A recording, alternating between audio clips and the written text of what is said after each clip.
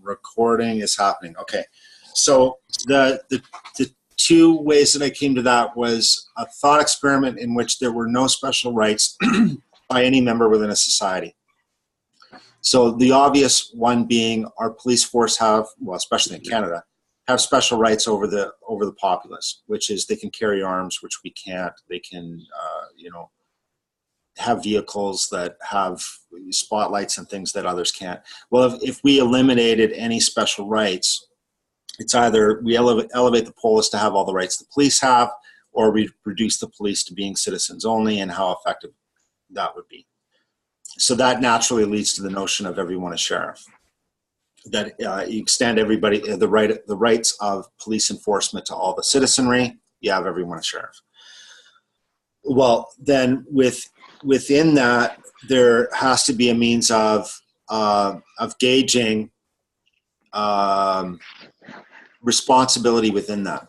Well, if everybody has the same rights, then you have to have a means of deciding who can be the sergeant in that, or who can be the police chief within that. So then that went back to the notion that the degree at which your decisions extend past yourself garners you, without approval of any body or anybody else, it automatically grants you those privileges. Now that also means that that entire system would have to be held within social norms, which is the fall down point. That if we don't put the weight of law behind it, which would then demand corporate bodies that could be recognized within that, and then to recognize them means that they have they represent the monopoly on violence. The system becomes weak or unfunctionable unless you have a really solid set of social norms, which means the community has to be much smaller. But anyway, that's where I came to the notion that if you show that your decisions affect 100 people or 5 other people, or the business you own supports 5 other families, that qualifies you as a judge. Or if it's 5,000 people in your business, that qualifies you to be on a trade negotiation team for your region, or allows you to be the judge of last resort, the supreme magistrate, or so on. That you qualify to the pool to be drawn from. Anyway. But that would demonstrate agency not as a property, but as a means of calculation, independent of property. Anyway, I'm looking at Moritz because he's thinking heavily, and he's no lightweight. Well, I was thinking earlier when you were talking about agency that the narrative that agency being sort of the middle position and property being the top or conservative position, what does that leave for the bottom? And it probably is freedom to consume or freedom to live a good life, something like that. And which comes with its own strictures and has its limits, of course, but basically there's the question of like paying people to like not interfere in a sense, basically paying them to just live, but not to present a problem to the broader polity by imposing costs on everybody, basically cleaning the commons or keeping the commons beautiful or that kind of thing. Mm-hmm. And then some people might talk about like paying people to not reproduce or that kind of thing. That's sort of the current position, I think. So that's one thing. And I do like that sort of breakdown. But then there's also the question, why do you chose to break it out according to class as in higher, middle, and lower, rather than functions as in warrior, priest, governor, or like producer or stuff like that? So why depart from the tripartite system? Then that goes back to the scales at which agency exists. The lowest level being just reflexive and responsive, and at the highest level being deliberate and intentional. That we can't organize and function under we intentions or operate as a group with a group intention without the function of intention being defined. So leadership. The majority of a group can act as the volition or the muscle or the body in executing on something, but there needs to be a directive or a command structure in place. So I see the functions as horizontal, and then within each of those functions, the necessity for a command structure, an executive structure, and an accountability structure with those three roles. So having commensurability horizontally would be gauging class within the functions, within the silos, off of agency allows commensurability across the functions horizontally. Right. So yeah, because I'm not egalitarian, but I think that egalitarian rules allow for the purest form of self-sorting, which means Sure the ones that rise are the ones that should rise, given that what we allow to be approached egalitarian are the right values. So if it's production in terms of economics, that's great.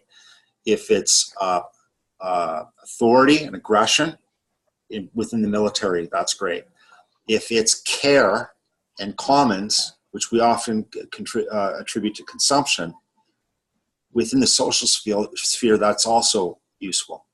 Because we talk about the lower being consumptive only, but that's only one aspect of what's driving them. And what's driving them is they're all about structure. They're all about the commons. And they're all about the commons because they rely on the commons to exist. And that's why it's consumptive. They can't provide for themselves, so they have to rely on the greater community or the commons. The middle always wants opportunity, so they're seeking autonomy because they're looking to establish. The only way that the bottom can be non-parasitic or to be productive is basically by existing inside a structure that already has lots of things arranged so that the marginal addition of value is high enough for the individual that can't build that structure up themselves, right? Right, and that maybe collectively together, not as a directive aspect of agency, collectively their volition is an overall net benefit. So, for instance, if you're proving yourself to be a net cost on society, you may not be allowed to have private property. You may have to live in a dormitory and have your day structured around whether you're going to clean the commons or whatever task you're going to do. And you may have to live a highly structured life because you've proven you can't do it for yourself. That can be benevolent. It doesn't have to be slavery. There can be degrees of freedom for their agency within that. It's just...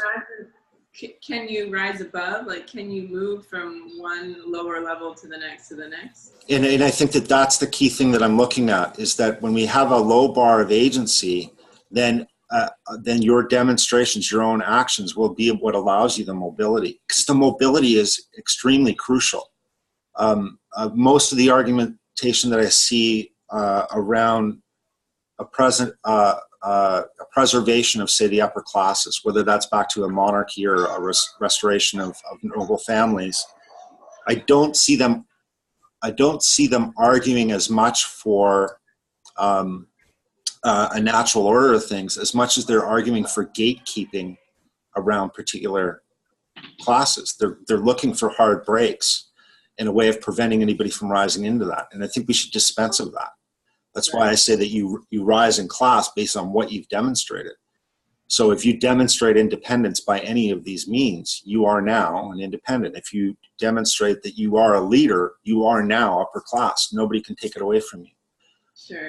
Because nobody grants it. Right? I'm trying to think about, like, right now in our family unit, if this was an analogy for that, you know, with a child who is earning responsibility and he still is bottom, you know, low man on the totem pole, but as he works better and he goes above and beyond his responsibilities, he's now going to earn a little bit more. He's going to get a little bit more autonomy, you know, until he's of age to kind of be on his own and have that property of his own to protect But right now he's really in the zone of working on his agency to earn his autonomy to then be in the realms of property. Yeah, and I think that's because that's the basis of my foundation for raising my daughter is you're given more freedoms as you show responsibility. The more responsibility you show, the more freedoms that you naturally gain. And that we can do that on a social level as well. So if you're a ward of the state at 22 because you spent high school drinking and doing drugs and not learning anything, that doesn't mean that you have to stay there for your life. It's that as you're showing productivity within that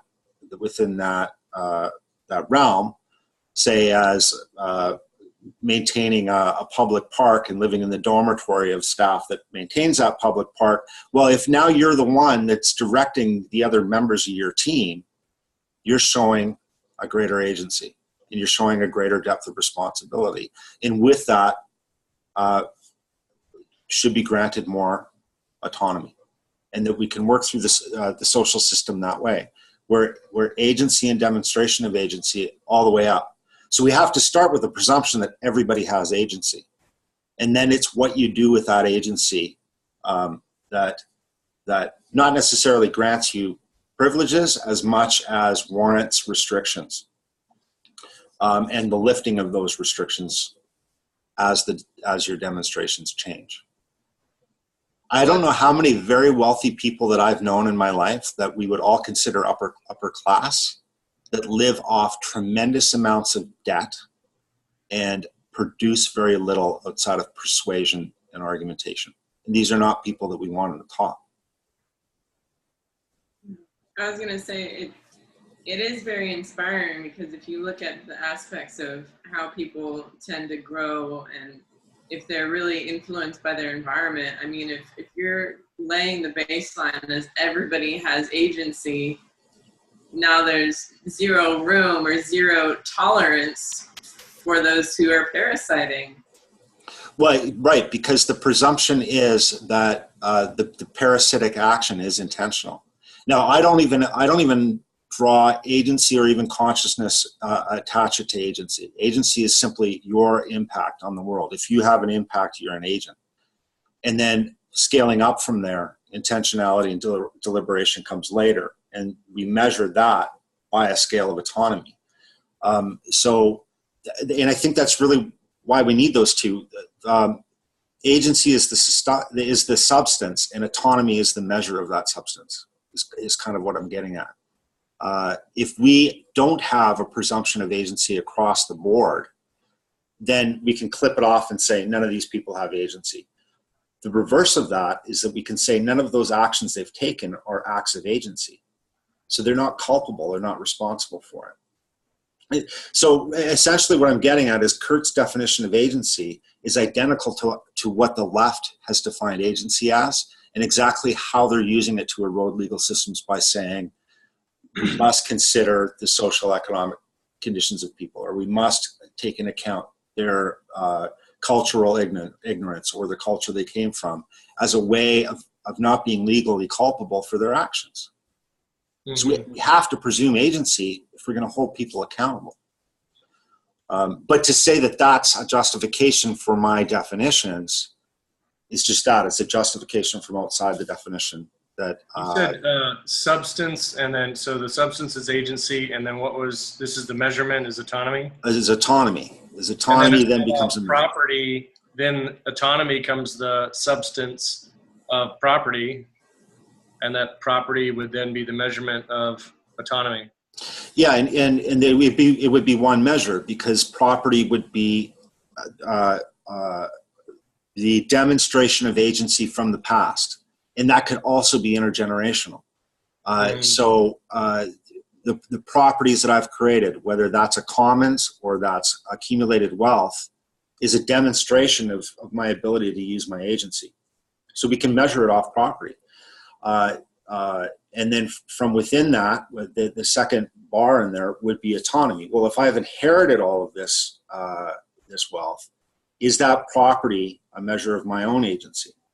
And I would say partially it would be, because I would also be inheriting a social network. I would be getting certain, shirt sleeves, as they say, from growing up within a family that has high agency. But it wouldn't be the same measure as, say, my father, who has earned all of that. It would weigh a little less. I would still have to demonstrate my own personal agency in maintaining or preserving or expanding that property. So all of these come together as a way of evaluating role without it being overloaded on things like moral justifications or personal values or preference and so on. They give objective measures. So just to play a little devil's advocate, like, what if we were to apply this to the animal kingdom? How does that look? Yeah, that's an interesting thing. More into what Moritz is saying of they all have their own special duties. Because wouldn't you say all animals have property, autonomy, and agency no matter what? Well, and I think that the presumption until recently is that man's governing man was only within the realm of man, which is why we don't necessarily have rights for animals. In any laws that we have around, say, for instance, cruelty to animals is not about extending a right to the animal as much as it is about monitoring the behavior of those with agency within our society. We can't put up with that kind of cruelty. That cruelty shows a temperament that is detrimental and, what do you say, objectionable in other areas. So then the other sticking point that I'll bring up then is if you have an aggressive dog that bites people, who do you prosecute? Do you prosecute the owner or are you prosecuting the dog?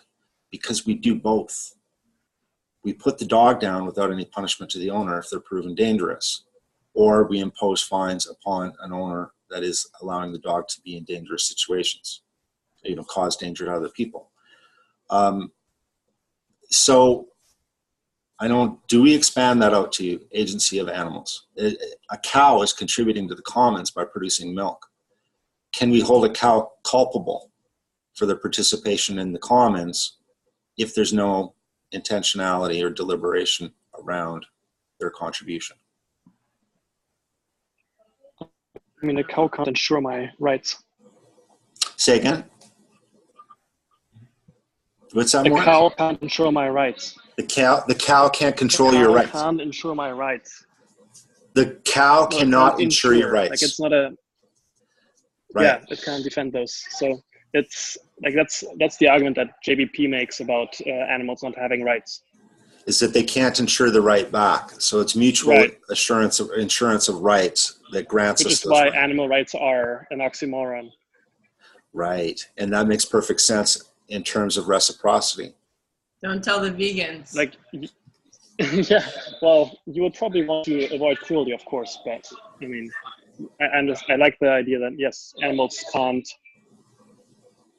reciprocate you extending that to them. So it's not like it's sort of a gesture of magnanimousness? No. Magnanimosity? I don't know. Anyways, sort of resources being available, I guess. Right. So then that also ties back in that intention and deliberate action is a factor in this measure then. It's not just a matter of you having an impact on the commons. It's a matter of also. So that becomes a second part of the low bar. We have to decide if intentionality is relevant or not, which we do with legal culpability anyways. I mean, the difference between, legal neglect versus, manslaughter versus murder sort of thing that we do gauge both an effect in the absence of intention, which would be neglect, or an act based on intention, like attempted murder. So then that becomes a second bar there, which then goes back again that this can't just be a measure based on how strong your intention is over its deterministic influences. It's got to be both. It's the effect and the intentionality that has to be gauged. big topics anyways. I don't think anything that we'll cover off in a few 40-minute sessions, but I wanted to throw it out there because, like I said, I think I can argue the case, but I can't argue that I'm not biased in my position on it. Mm-hmm. I have to admit the bias, which is a middle-class bias towards opportunity and preserving opportunity. So, yeah. Question, Maddie and I, since a lot of people left the neighborhood, have been behaving like scavengers. But by permission, like people have said, hey, go check out my house, welcome to have anything in the refrigerator, things like that. So we're obviously not imposing a cost. And so I was telling Maddie, it makes a distinction between a scavenger and a parasite.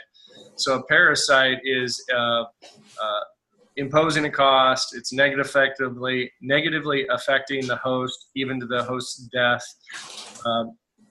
But when you're a scavenger, it's either there's the abandonment of the property or there is the animal is dead, you know. And so you're feeding on, you're acting more as a decomposer. And so it was just kind of an interesting, I wanted to bring that up in the conversation because it creates this whole other limit on impositions of cost when it's could be considered a cost, but it's a welcome thing. And it's directly opposed to like a parasite is killing off the host and the scavenger is just cleaning up the mess kind of thing. Mm-hmm. And how there's a huge opportunity for scavengers. There's probably a huge opportunity for scavengers in the sheepdog world of people that have forfeited property, given things up. That's why I kept pointing to a probate being a huge opportunity, or people that are, you know, soon to die. They haven't found what they want to give their life savings for. They don't have children, that type of thing, and kind of putting our flag out there and saying, hey, if you want to give to something. And I want to correlate this into a concept I came up with the other morning about distributing the impositions of cost, and that we do. So if I impose a cost on my son, it's different than imposing a cost on something that like he wants to do. So there's certain chores that are totally burdensome for him, and there's other things that he can do that are easier. And if there was a network where, say, there's a cost imposed, but if we could shift that to somebody else within our group and say, hey, I'm not particularly good at accounting, but I need to take care of this. Can you help with that? And kind of like the network starts to, it goes into the anti-fragility where you lean into your brotherhood. Kind of, it ties into to each to the best of their ability. Well, there is the flip side of that is that's kind of like the positiva. The negativa, I was just looking at the negativa version as costs were coming in, and we can buffer those costs in our network by some people can handle things better than others, i.e. somebody in the fraternity, sorority can handle a legal tax question, or you were asking something around a formation of a corporate, you know, these are both legal, but the examples are all there. So if we kind of had an understanding and there was a cost coming in that was really burdensome, like I just got a notification for a franchise tax board out of California, something that I thought was dealt with back in 2005 to 2007. It's rearing its head again. And it's like, well, shit, I got to deal with this. And it's not anywhere in my world of expertise. And so I start to reach out, I ask friends, and they give some advice. But I don't particularly have somebody close in my network that can help me with this imposed costs, you know? And one of the things I would encourage in Sheepdog is to build the network quickly would be the imposition of cost can be discounted by somebody's ability. So somebody looks at the cost and to them it's very minimal. Oh, that's no problem. You just need to do X, Y, and Z. But for somebody else, it's a whole alphabet of things that they think they need to do. And the decision tree is very long and complicated. So anyway, I'm throwing those things out. It's two concepts. One was about distinguishing scavengers from parasites. How do they fit in this model? And the next thing is the via negativa of cost impositions of how would we be able to buffer or help our brotherhood take blows where the imposition of a cost on one, maybe some other brother can help with that, and it's totally helps build trust. It's reestablishing trust. Mm-hmm. And extending agency. But I think that's the core mechanism behind cooperation is the sharing of costs to increase the benefits, which is what division of labor is. I would just go ahead. I would just be careful not to conflate a voluntary redistribution of cost as in like a trust building and cooperation thing with actual imposition of cost, because you're not actually imposing the cost. You're asking somebody else to bear it, and then you have one up on, or like you have like they have one good with you, so to speak. So it's cost sharing. I mean, that's the base of trust for sure. Yeah, and that there is still reciprocity in there, even if I mean, you're saying that you're acting as scavengers going to your neighbors' places, but what you're providing in exchange is checking in on their property. And what they're allowing you to take is the property they can no longer care for. Food's going to go bad. You're recovering unused resources. Mm-hmm. Yeah, and even the notion of an abandoned property is a whole other thing. Boycott is a form of abandoning property as well. Grabbing something, and this is how I explain property to my daughter. What's the difference between the TV we put on the street corner with a free sign and the one that sits in the living room? One's not property. One we've abdicated, the other we keep, right? So the abdication of property becomes an interesting vector to bring in here too. But I like Brian's point about like actually making this a lot about actually getting help for the things you need to do. So that's what helps this grow on a basis of actual service to each other rather than sort of just theoretical discussion. Right. And that the fraternity itself absorbs the shock of the individual.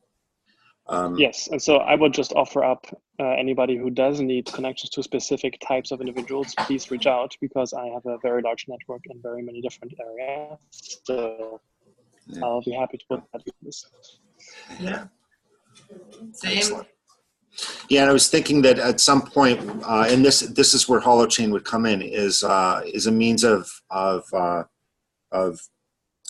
recording exchanges like that, whether that's trade or favors that we keep track, and then we can exchange it so that it's not always one-to-one. You've kind of put your service into the pot. Now somebody else will offer it up over there. That we can use technology to do that, and then our community isn't locked by geography as well. That we can do that all over the place.